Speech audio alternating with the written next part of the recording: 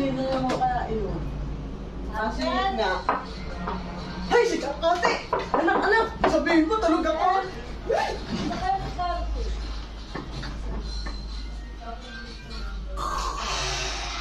Sana naman ay magustuhan ni Carol sa itong dinala kong ano sa kanya.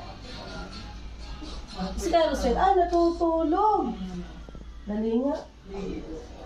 Carosel? Carosel? Uy!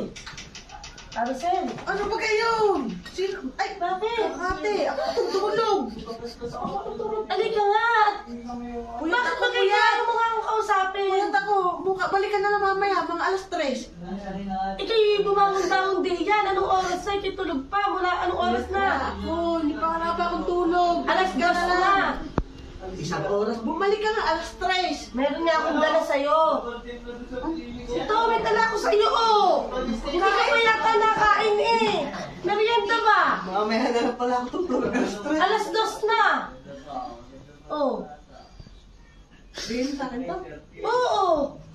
At hindi nga kita nakikitang maghapon, Carosel. Ngayon, sabi ko, ikay nagugutom na, kaya dinalan muna kita ng merienda. Ay, alas 2 na eh, hanggang... Alam ko na yung padali mo, Kakate.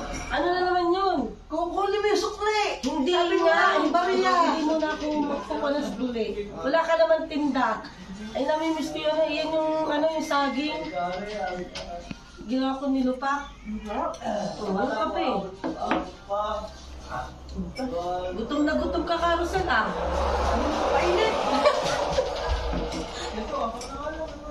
Gutom na gutom, ah. Ano ba? Tulog ka ba maghapon yan? Awa na eh. Buti na lang pala ito kayo nakapunta dito, Carosel. Mayaman. Dahan-dahan at baka naman ikay mabulunan. Hindi ko lang makakano. Oo, dahan-dahan. Inom ka ng kape at baka walan ka ng